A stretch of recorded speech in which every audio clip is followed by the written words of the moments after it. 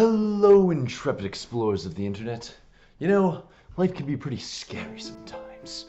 Like when you suddenly hear voices. Hey guys, I'm home. Welcome back. Thanks. Wait a second. I don't have any roommates. Or when your stuff starts to disappear. Alright, time to play some piano. What the heck, where'd it go? But worst of all, There's ghosts! so my apartment may or may not be haunted. But I got one big problem with this. I'm a bit of a coward when it comes to spooky stuff like this. So I'm gonna have to go to pretty drastic measures to overcome this dilemma. But for good luck for me, I happen to have this coward survival checklist in my hand that'll make me just like one of my biggest cowardly heroes I've ever known. Let's see what we got. Flashlight. Well, that should be easy to find. I think I got one right here. It's a little small, but jeez, that'll do. We need some overalls, of course. So good thing I got some right here. Yep. And of course some, just general green clothes. Ugh.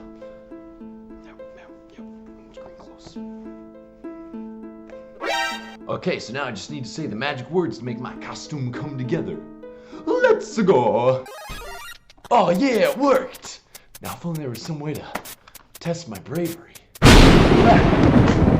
Wait, this is perfect. Luigi's Mansion. I can play through each entry and become just as brave as my hero Luigi. Let's get started.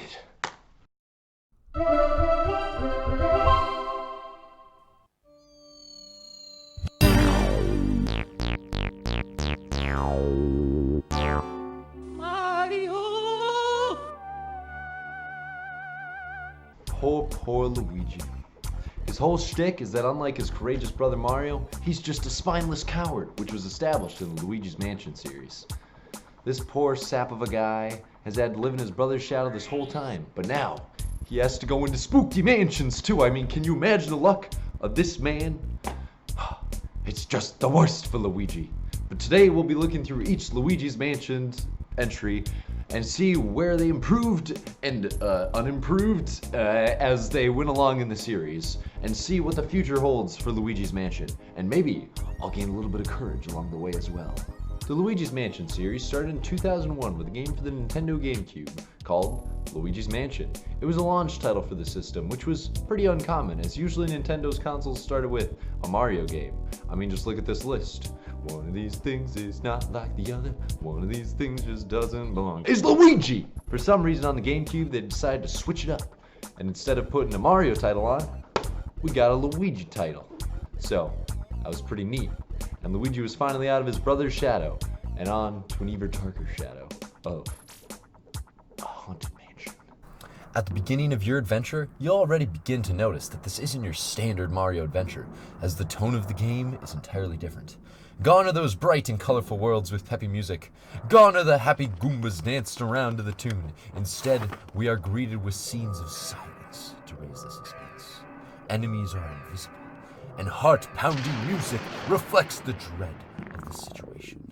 With a lone flashlight in our hands, we must take courage and open the first door with the key dropped by some mysterious orange wisp. The game's pacing slows down as we see Luigi's shaking hand as he reaches for the door handle, building tension and making the player wonder what horrors could possibly be behind the door. But once we creep inside, we're confronted with a ghost! Oh no! Luigi is doomed! But thanks to a strange old man with a vacuum, we narrowly escape. So that's the intro of the game, and I find it to be very important as it sets the bar for the rest of the game and what to expect. And in this scenario, it gives us a feeling of helplessness, as with just a flashlight, we don't stand a ghost of a chance. Luckily for us, the strange old man known as Professor Egad gifts us with the ghost-sucking Poltergust 3000, and with that, we're ready for our adventure. Oh yeah, and some red guy named Mario's missing? Whatever. Back to adventure. So throughout this game, you'll explore this entire ghost-ridden mansion. And although it may seem as though you're free to explore as you wish, you'll quickly find that your adventure is more linear than you expect. Locked doors will block your paths, and you'll have to suck up all the ghosts in a room just to reveal the chests that have the key. Blue chests have keys, green chests have money, tan chests have big keys, and it feels great to get a little chest as a reward for clearing out every room. And you also get the added bonus of the room becoming lit, and no more ghosts appearing. The dark music will also be replaced by Luigi's happy whistling, which is another wonderful detail in this game. In classic scaredy cat fashion, Luigi tries to distract himself from his fear by whistling. But depending on whether you're in a cleared area or one that is haunted by ghosts still, his whistle will change with the music. It's a really nice detail that works to great effect in making Luigi feel like a real person and conveying the atmosphere of each area. In these areas, you'll find 23 portrait ghosts to capture. Some of these act as mini-bosses, where others are real-deal full-on boss battles. For each one, you'll have to solve a little puzzle involving their mannerisms, as you have to discover how to reveal their heart so you can hit them with their flashlight and then suck them in.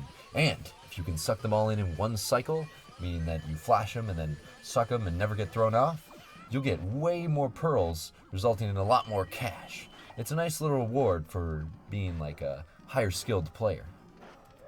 And you better bring your skill to the real boss battles in this game, because when you fight the real bosses, for and all, the stakes are raised even higher as you get teleported to a special arena where the bosses will take over and do all kinds of dramatic attacks.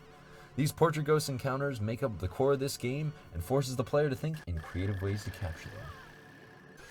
Other than those big boss ghosts, there are also normal ghosts that just kind of goof around and will scare you from behind. And you can't see them until you flash your light at them and you can suck them in. It's really fun as they are kind of hidden in the darkness like a real ghost. But you can always see them in mirrors and reflections.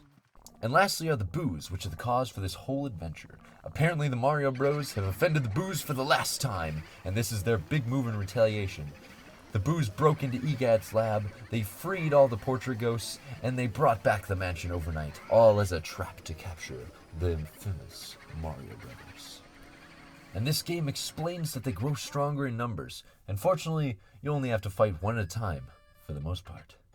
There is one in each room in the mansion, but they can only be found once the room has been cleared. Some are a breeze to catch, but some have 300 health, and oh, they're frustrating.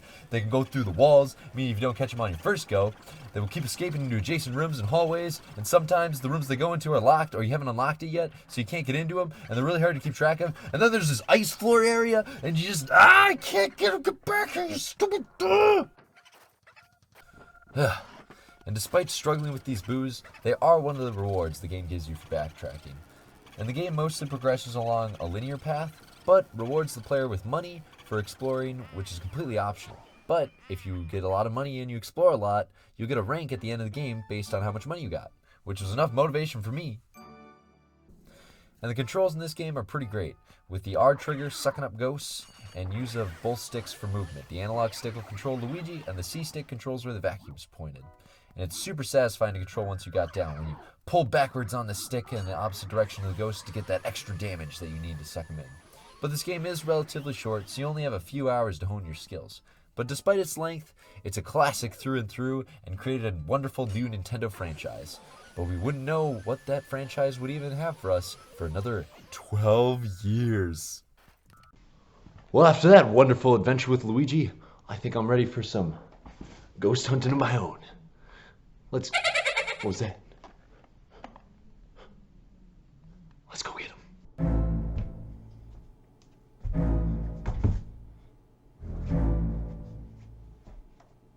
Any ghosts? No ghosts here. I think it's upstairs. I've got you now, monster.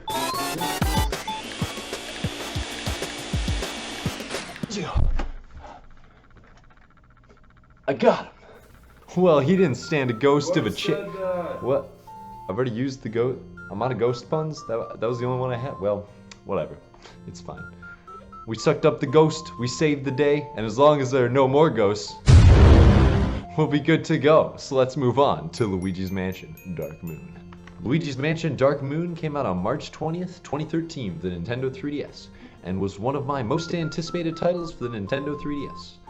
As a matter of fact, this game, as well as Paper Mario Sticker Star, were my two most anticipated titles for the 3DS, and we all know how you turned out. But that's for another video. Dark Moon greets us with a similar setup to the first game, but it takes a little longer to get things started. We see King Boo has returned, and he destroys the Dark Moon, spreading the 5 different pieces into 5 different mansions. And Luigi is forcefully dragged to Egad's lab by the Pixelator, and your journey begins at the gloomy manor with just a flashlight in hand. Lightning flashes and thunder booms on your approach as you make your way through the trail to the old house. And you see some goofy-looking ghosts through the window, and you see a cute little mouse run by with a key, which unlocks the door and gives us a very similar cutscene to the first game. And as we walk through one more door, you get the new Poltergust 5000. Then you explore a bit and get spooked by some knights, and then it's back to the lab for you. Already we see a pretty huge difference from the last game. You see, Dark Moon tries to set a spooky and darker tone in its intro, but it really misses the mark. The enemy ghosts are really friendly and innocent, and the game's art style, while looking really nice, doesn't quite have the detail to make it feel unsettling or anything. Its art style is more in line with a Saturday morning cartoon, as opposed to Luigi's Mansion 1, which felt more like it was trying to emulate the real world. Essentially, this boils down to the game feeling more lighthearted, and many of the quote-unquote spooky moments really miss their mark more than they should. I mean, look at this cute little mouse. He's adorable. Who could be afraid of him? And what this game lacks in tone, it does make up for with its character. You see, King Boo is way more interesting in this game because he's alluded to throughout your entire adventure through these different periscope pictures that you receive from toads that you rescue. The game tries to act like it's a big mystery who broke the Dark Moon, but they kind of already ruined it when they showed us who broke the Dark Moon at the beginning of the game. Like, we all know it was King Boo. It was in the first 10 minutes of the game. So, unfortunately, a lot of the dialogue feels kind of wasted, and it's really boring to listen to, because they're like, oh man, I wonder who broke the Dark Moon. We know who broke the Dark Moon. You already showed us who broke the Dark Moon. Let's get on with the adventure already. But there's also a few moments in the game where you feel like you're chasing right behind King Boo, and they feel really tense and exciting. Like that time you see him in the background when you're going through the ice level, and that other time, well, I'll let you see for yourself. Okie dokie.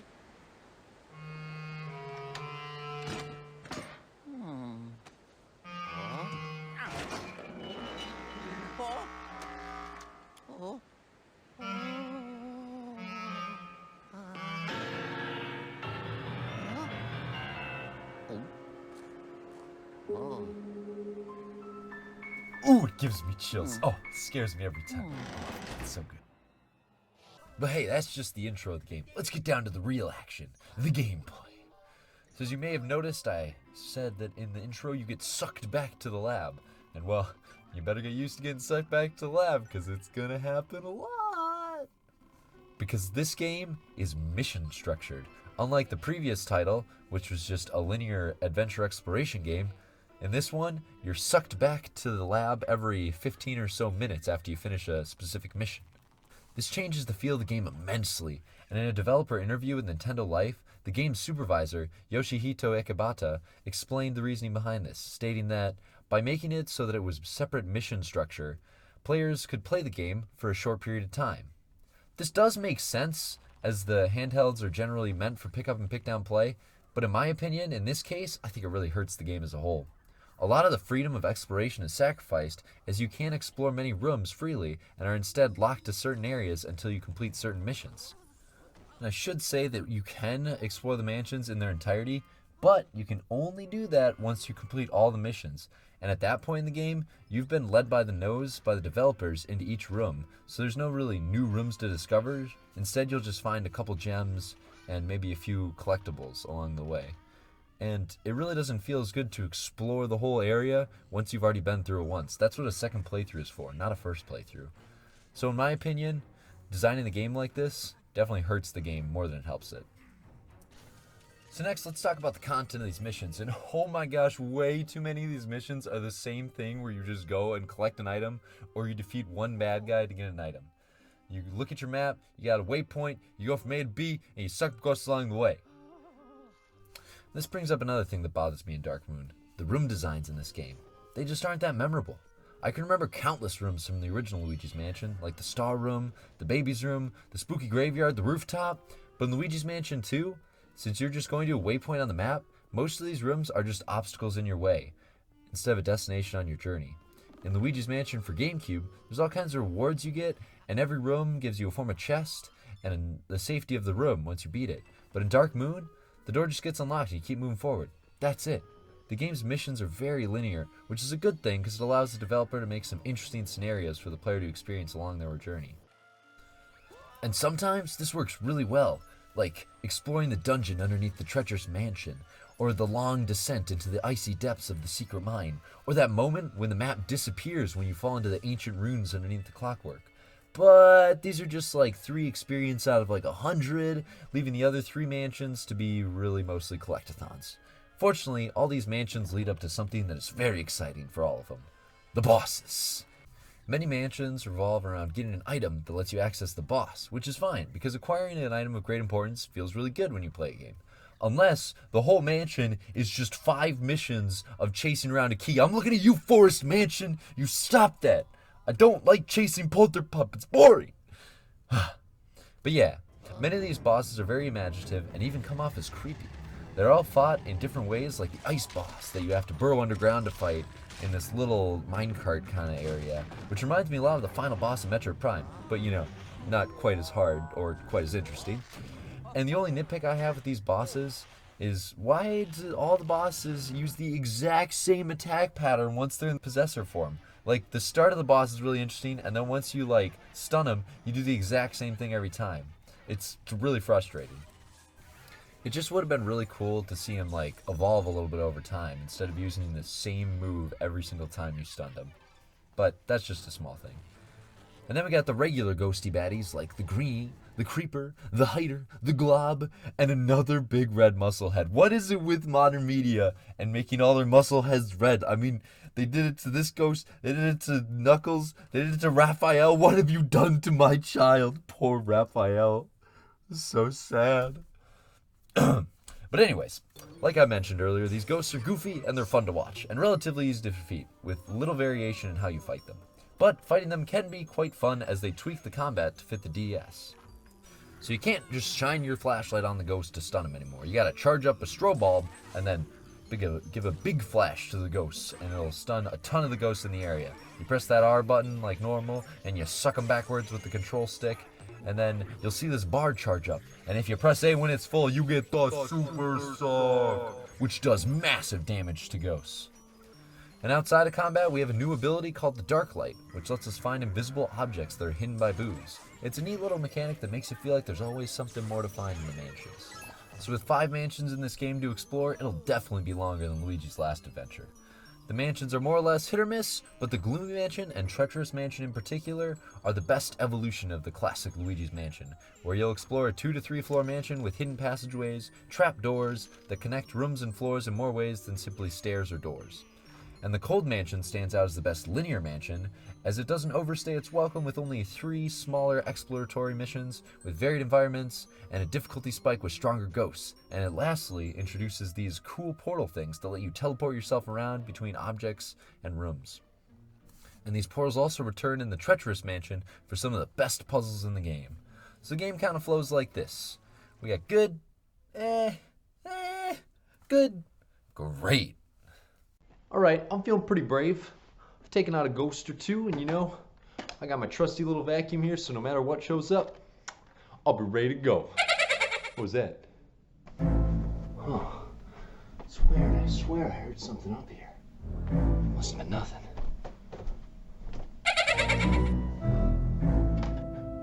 It's probably just the wind. Let's get on to our final installment, shall we?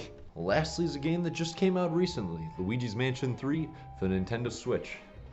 This little game got a lot of people excited, as many people thought the Luigi's Mansion franchise was long dead and gone, as it only got a little spin-off on the 3DS, and they thought that was it.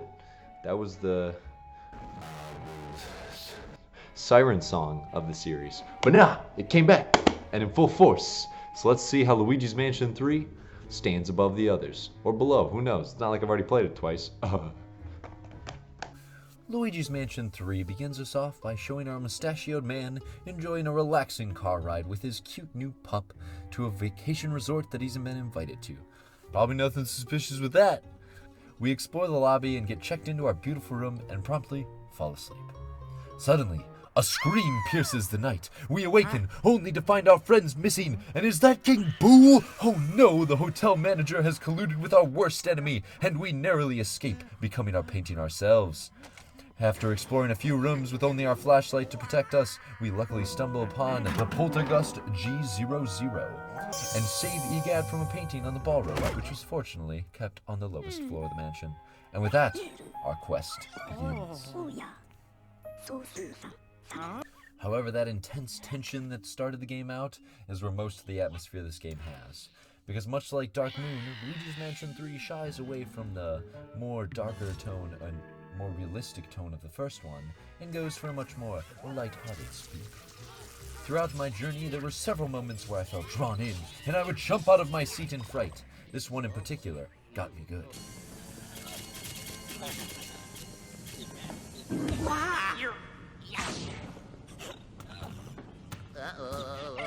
Darn. And there are also some time traps that instill a good sense of panic, like this spiked wall that slowly closes in on you. And if you're playing two-player, you have to wait for your worthless second player to save you because he keeps sucking up a bucket and he won't suck up the gosh darn freaking switch. And I'm dying here and he won't save me, Dustin. What are you doing?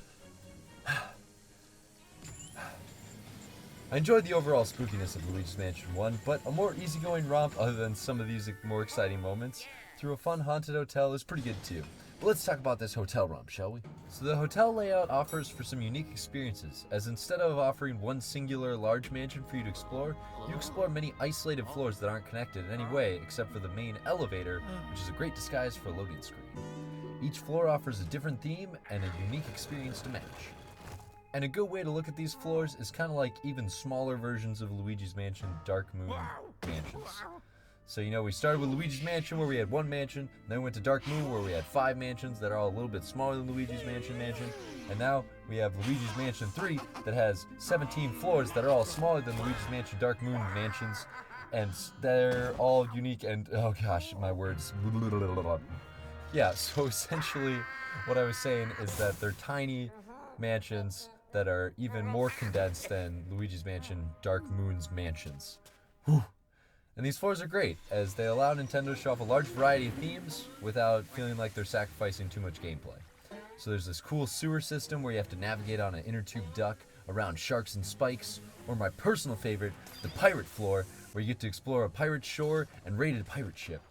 The general rule of thumb for me is the more unique theme that the level has, the better it'll be. And as I went through the floors, I felt that with every floor I went up, the quality increased ever the higher. It was exhilarating to always think that the next floor would be better than the last, which was true for the most part. I'm looking at you, exercise floor and dance floor. Why you gotta be so lame right before the end of the game? But yes, the level design in Luigi's Mansion 3 is top-notch, and many of the floors, as confusing as this may sound, have multiple floors within them, giving them lots of depth and room to explore. And within those depths are many goodies and baddies to find. And one of the best parts about Luigi's Mansion 3 is that so much of the environment is interactable. From the toilet paper to the rugs to the detergent to the non-bathroom related things, they can all be sucked up. And when things are sucked up, gold is flung everywhere and you'll get so much money and it feels so good to make so much money so fast. But there are other things to find other than just cold hard cash. In classic Nintendo fashion, there are 5 collectible goodies on each floor to find. And these gems, while not doing too much gameplay-wise, feel great to find. And they're that extra note of challenge that I always look for in a Nintendo game when trying to complete it. And even though the money and the gems don't do all that much, collecting them is a joy in itself, so no tangible rewards isn't too hard a pill to swallow. And if you really want to spend your money, you can buy extra lives, gem locators, or boo locators at the shop, if you really need them, which is better than nothing. Of course, we have our friendly ghost back to protect the treasure. And we're treated as some more generic ghosts. You got Big Strong Dumb Dude returning, hooray, with Shady Sneak, a Blue Dude, and the one that shouldn't exist because he doesn't work. Fortunately, these boring ghosts are much more forgivable than the Dark Moon entourage because we have portrait ghosts that came back. Yes, similar to Luigi's Mansion 1, Luigi's Mansion 3 has many different boss-style ghosts to fight, each with their own unique personality, charm, and battle style. And do these ghosts live up to the portrait ghost namesake? Are they as good as Luigi's Mansion 1? Well, for the most part, I would say yes. Most of these boss ghosts are very fun to fight and lead to some of the most memorable moments in the game. Mini spoiler for the coolest boss fight in the game. Skip ahead if you don't want to see this. A 3, a 2, a 1. Here it is. Yes, you're on a pirate ship, and the boss is a shark with an elevator button in his eye underneath his eye patch. Really cool to see. And he possesses the entire ship, and he tries to swallow you whole, but the battle gets real crazy when the entire ship turns on its side, and you have to do some quick thinking to catch yourself from falling in his mouth. And as you dangle, oh man, you can feel the suspense with this awesome camera angle. Wow, this game really needed a lot more of this. But I'm glad that we got the moments like this that we did, because it is fantastic. And then there's the final Portrait Ghost battle, which has this neat battle where you have to manage both Gooigi and Luigi at the same time. You see, Luigi's gotta flash the ghost on top and then suck him up. But then there's these nasty lasers in the way, so you can't suck up the ghost until you get rid of the lasers. So you gotta send Luigi underground into the secret tunnels and disarm these lasers. But while you're disarming them, not only is Luigi still in danger, so you have to keep an eye on him, but you also have to deal with these streams of water that come underground that will instantly melt Luigi. This is a really cool and awesome example of how fun it can be to micromanage two characters at the same time, which I really feel like Luigi's Mansion 3 could have used a lot more of. You see, most of the time when you use Luigi, you simply use him instead of Luigi, instead of playing in tandem with Luigi. A bit of a missed opportunity, but hey, at least they nailed it for this fight and a couple other moments in the game. So Luigi's Mansion 3 offered even tighter level design than the last game, and more fun linear gameplay, with the return of unique bosses to keep each floor interesting. The 15 floors are definitely a joy to explore, with each one progressively getting better as the game goes on, for the most part. Much of the new gameplay is thanks to Luigi's new abilities, like the plunger shot, slam, and Luigi. With so many tools in your arsenal, you'll have to think which one might be the right one for the job. Quite possibly, this game might be the peak of Luigi's ghost hunting career. So yeah, that was the whole Luigi's Mansion series. Right, what was that? Boys, we're going hunting. Oh my gosh. I did not see this before. Danger. Haunted. Well, this has got to be it. Let's see what's inside.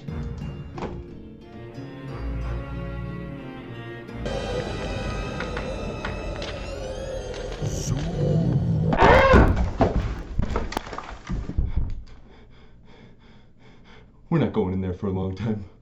We'll just stay out here. Well, now that that's taken care of, let's talk about the future of a video game franchise, because who cares about spirits, right? Not me, that's fine. My roommate will move in like a week. I'm sure he'll take care of it. Yikes. But yeah, our goal here at Serilution is to find the perfect sequel of every series. So let's get started, shall we? So for the tone, I think it would help a lot if we shot for more of a graphical style of what a HD Luigi's Mansion for GameCube would look like, and less of what an HD Luigi's Mansion Dark Moon would look like, which is essentially what we got in Luigi's Mansion 3. And we also need to bring Luigi whistling back, because I need him to whistle so I can relate to how he's feeling, if I'm safe in the lighted areas or if it's dangerous in the dark area. It's such a good touch that I really want it to come back. It's that Nintendo polish that I love so much. Level design.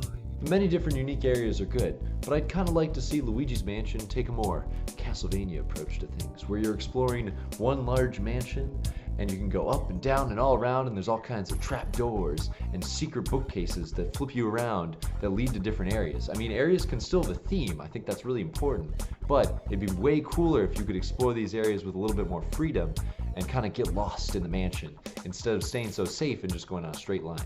Kind of something that looks more like spaghetti, all mixed around and messy, and not like uncooked spaghetti that's like, you know what I'm talking about. The setting. So we've been to mansions, coal mines, smaller mansions, hotels. But you know what we really need? We got a small taste of it in Luigi's Mansion 3. But I need Luigi to go to a haunted castle. You know it'd be cool, it'd be amazing. It's a great idea. Let's see it happen, Nintendo. Also, since we're running with Castlevania open world, it's just in my head, and I need it. I need it so bad. Dynamic moments. Relating to level design, I feel like the best moments in Luigi's Mansion is when you're thrown into the unknown. No Frozen 2, Derek, no. I'm talking about Luigi's Mansion, yes. When you're thrown into the unknown and you have to escape like the Blackout in Luigi's Mansion 1, or the Catacombs, or Icy Caverns in Luigi's Mansion 2, or most recently in Luigi's Mansion 3, when you're thrown into the ancient pyramid and about to be engulfed in sand. Yes, all these moments are very exciting and they stick in your mind, and you have to keep your wits about you as you escape. And I feel like the new Luigi's Mansion could do a lot with this, especially with its more open-ended level design where you can kind of escape in many different ways. It'd be awesome and great, and we definitely need it in the new Luigi's Mansion. Ghosties. So cartoony ghosts are fine, but I think it'd be better to make some ghosts more akin to Luigi's Mansion 1, where they're actually invisible and you can't see them. And in order to see them, you have to flash your light on them to reveal their heart and suck them in. I think that way just worked a lot better and fit the atmosphere better of that first game, especially if we're going for more of a tone in the first game. And then for portrait ghosts, I feel like Luigi's Mansion 3 really nailed those portrait ghosts. They did a good job for most of them, except dance floor and pool floor. But other than that, they were great. But the one thing they were missing, and they were all missing this, is a background. So the characters in Luigi's Mansion 1 were all part of the same family from the mansion, and they kind of all were related to each other in some way, and their paintings told a little bit about them. So even a little bit of background of these characters in this new haunted castle would be great, or even if they're all related to each other in this haunted castle, you could have kings, queens, princesses, princes, court jesters. There's so many opportunities for a haunted castle. It'd be great. And I just love to see that kind of detail in the character design of the next Luigi's Mansion game. Collectibles. Luigi's Mansion 3 and Luigi's Mansion Dark Moon do collectibles best in my mind. Mostly because, unlike Luigi's Mansion 1, they had collectibles that weren't just straight cold hard cash. You see, Luigi's Mansion 2 has some gems to collect, and Luigi's Mansion 3 brought the same gems back, so we're all good. Unfortunately, the gems don't really unlock much. So in Luigi's Mansion 2, they unlock these cool statues, and in Luigi's Mansion 3, they unlock all 75 of them together, unlock a single aesthetic change of a crystal plunger, and it's really sad. It's a good thing they're so fun to collect though, because it still feels like it's worth it in the end. But money is handled best in Luigi's Mansion 2, where you get different upgrades for your vacuum when you gain more cash, which really, EGAD is an inventor. Why is he not like using your money to do things? That's really cool.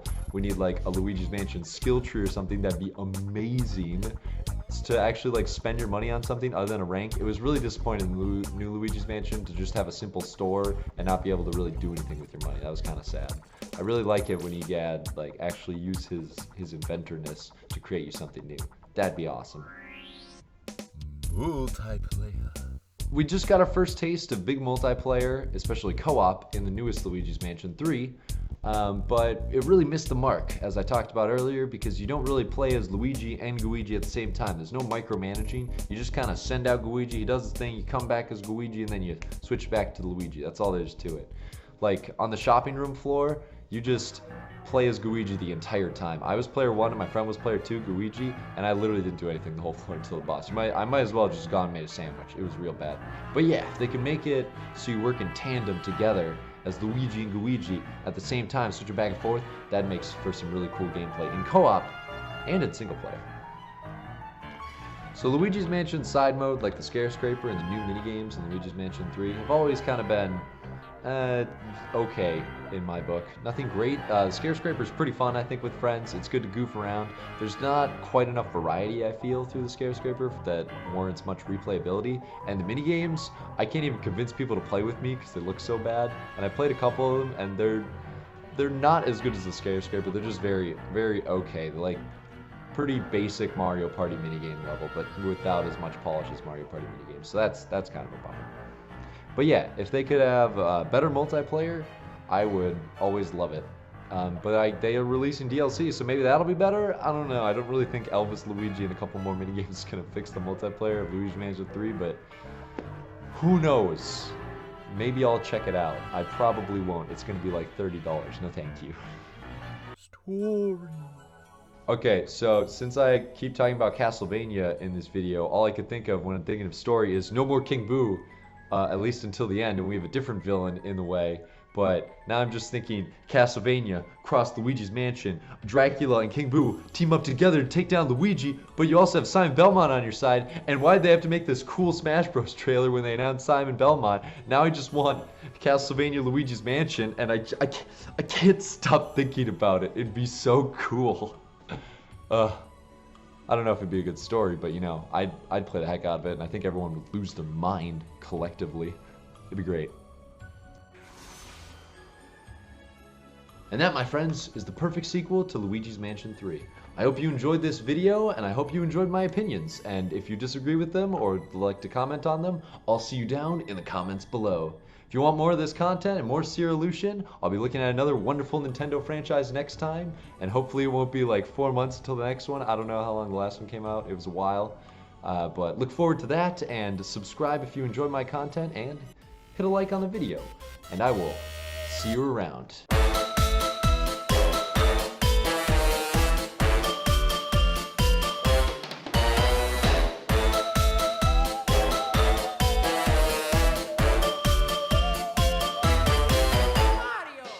Busting makes me feel good.